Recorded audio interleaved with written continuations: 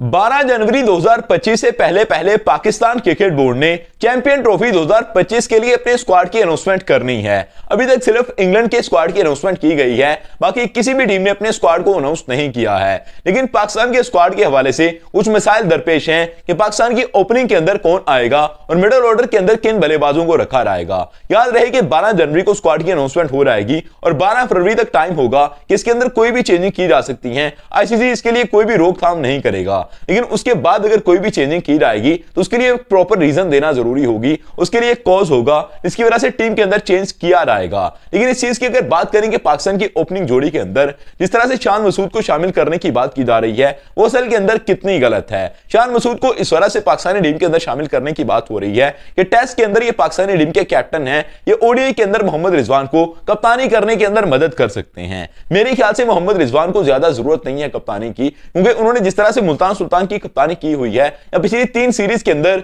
जिस तरह से पाकिस्तानी टीम की कमांड संभालते रहे हैं, उससे पहले विकेटों के पीछे बाबर आजम की हेल्प करते हुए वो जो काम करते रहे हैं उनका इतना एक्सपीरियंस हो चुका है कि शान मसूद की कप्तानी की इनको जरूरत नहीं है। शान मसूद खुद अपनी कप्तानी को अगर देखें तो टेस्ट के अंदर पाकिस्तानी टीम काफी बुरे हालात से गुजरी है। जिस तरह से हमने WTC के अंदर खुद को नीचे गिराया हुआ है, इस तरह से हम चैंपियन ट्रॉफी के अंदर नीचे ना गिर जाएं। इस वजह से मेरे ख्याल से जरूरत नहीं है कि कप्तानी की वजह से शान मसूद को एक ओडीआई स्क्वाड के अंदर शामिल कर लिया जाए और पाकिस्तानी टीम के ऊपर फिर से मुसल्लत करने की कोशिश की जाए। दूसरी तरफ यह बात की जा रही है कि उन्होंने टेस्ट के अंदर केप टाउन के अंदर साउथ अफ्रीका के खिलाफ 145 रन बनाए हैं। उनका आउट होना काफी कंट्रोवर्शियल था। मैं खुद इनके हक के अंदर था कि शान मसूद की डबल सेंचुरी होती, शान मसूद बहुत बड़ी इनिंग खेलते, पाकिस्तान केप टाउन का टेस्ट मुकाबला जीत जाता, बहुत सारी ऐसी चीजें हम एक्सपेक्ट कर रहे थे। लेकिन शान मसूद के एक फट्टा विकेट के ऊपर 145 करने के बाद हम ये नहीं कह सकते कि ओडीआई के अंदर इसको शामिल कर लो, इंडिया के खिलाफ, इंग्लैंड के खिलाफ, ऑस्ट्रेलिया के खिलाफ, न्यूजीलैंड के खिलाफ, बांग्लादेश के खिलाफ इसको खिला दो, ऐसा हमारा बिल्कुल भी कहना नहीं है।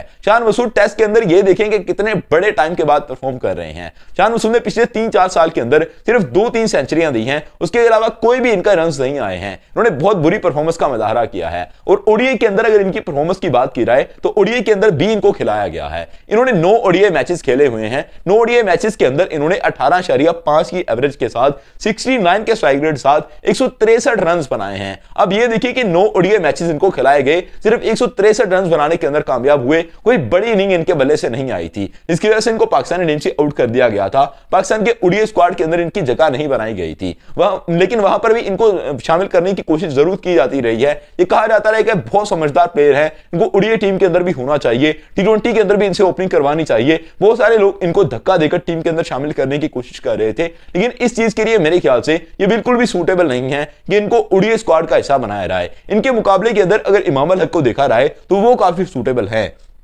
इमाम अल हक की एक तो अभी आपने देखा कि उन्होंने नेशनल T20 के अंदर जैसी परफॉर्मेंस दी, बहुत कमाल की परफॉर्मेंस देते हुए नजर आए, 200 से ज्यादा के स्ट्राइक रेट साथ बैटिंग कर रहे थे और आउटस्टैंडिंग परफॉर्मेंस उन्होंने दी है। और एक तरफ फखर तमान थे जो अपने आप को नॉमिनेट कर रहे थे, लेकिन दूसरी तरफ इमाम अल हक भी अपने जज्बे दिखा रहे थे, पूरा जोश दिखाते हुए नजर आ रहे थे। इमाम अल हक की सिर्फ वहां पर परफॉर्मेंस नहीं है, इन्होंने 72 मैचेस खेल रखे हैं ओडीआई के इंटरनेशनल मैचेस। पाकिस्तानी टीम की नुमाइंदगी 72 मैचेस के अंदर कर चुके हैं, 3138 रन इनके बल्ले से आए हुए हैं। इनके पास ऐसे रिकॉर्ड्स हैं ये पाकिस्तानी टीम के अंदर आ सकते हैं। इनके स्ट्राइक आउट को लेकर थोड़ा सा मसला रहता था, इसकी वजह से इनको पाकिस्तानी टीम से दूर किया गया था। 82 का इनका स्ट्राइक रेट है, क्योंकि आज के टाइम के अंदर थोड़ा कम पड़ जाता है। लेकिन एक तरफ आपका तेज खेलने वाला बल्लेबाज खड़ा हो तो फिर चीजें सूटेबल हो जाती हैं। साइम अयूब अगर टीम के अंदर शामिल होंगे या फिर फखर तमान टीम के अंदर शामिल होंगे, उनके साथ अगर इमाम खेलते हुए नजर आए तो मेरे ख्याल से अच्छा कॉम्बिनेशन बन सकता है। अगर ये थोड़ा स्लो भी खेल लेती, 82 के इनका स्ट्राइक रेट है, तो फिर भी चीजें सूटेबल है, क्योंकि इनकी जो एवरेज है वो 48 की नजर आती है।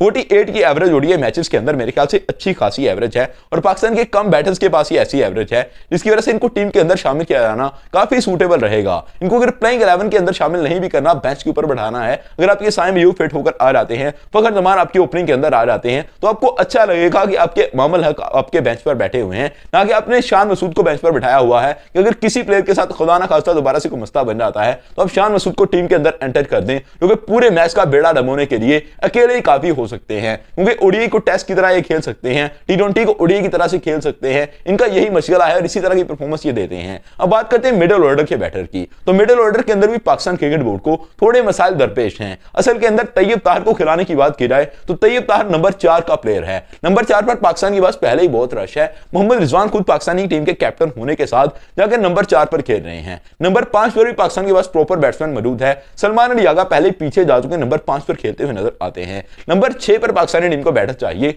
तो मुझे ऐसा लगता है कि अगर इफ्तिखार को टीम के अंदर शामिल किया जाए या इरफान खान नियाजी को स्क्वाड के अंदर रखा जाए तो ये पाकिस्तान टीम के लिए ज्यादा सूटेबल होगा। इरफान खान नियाजी इस काबिल है कि वो हिट्टे लगा सकते हैं। अगरचे उनका बल्ला ज्यादा सीधा नहीं हुआ, पिछली 2-3 सीरीज के अंदर वो कुछ अच्छा परफॉर्म नहीं कर पाए हैं, लेकिन मुझे ऐसा लगता है कि उनके अंदर वो पावर हिटिंग एबिलिटी है। जो वो शॉट लगाते हैं वो बहुत क्लियर शॉट लगाते हैं। उन्होंने कुछ मैचेस के एंड पर जाकर अपने रन दिखाए हैं। 2-3 शॉट वो मैच के एंड पर लगा के जाते हैं, लेकिन फिनिश करने के अंदर कामयाब नहीं होते या फिर बड़े रन करवाने के अंदर कामयाब नहीं होते। अपनी तरफ से एक बड़ा कॉम्बिनेशन नहीं दे पाते हैं, रन का कोई बड़ा कॉन्ट्रीब्यूशन नहीं दे पाते, ये उनकी गलती है। लेकिन उनको ट्रायंगुलर सीरीज के अंदर मौका देकर देखना चाहिए कि पाकिस्तान की कंडीशन के अंदर वो ओडीआई के अंदर कैसा परफॉर्म करते हैं। इफ्तिखार पाकिस्तान का एक एक्सपीरियंस प्लेयर है, उसके साथ बॉलिंग का बेनिफिट भी आता है और उसको स्क्वाड के अंदर शामिल किया जाता है, तो वो भी ट्रायंगुलर सीरीज के अंदर उनको आजमा कर देखा जा सकता है कि वो कैसा परफॉर्म करते हैं। और आपकी ट्रायंगुलर सीरीज इसी वजह से रखी गई है, उनके वेन्यूज को भी चेंज करने की बात इसी वजह से की गई है कि उन्हीं वेन्यूज के ऊपर मैचेस करवाए जाए। यहां पर पाकिस्तान ने आने वाले टाइम के अंदर चैंपियन ट्रॉफी के मैचेस खेलने हैं,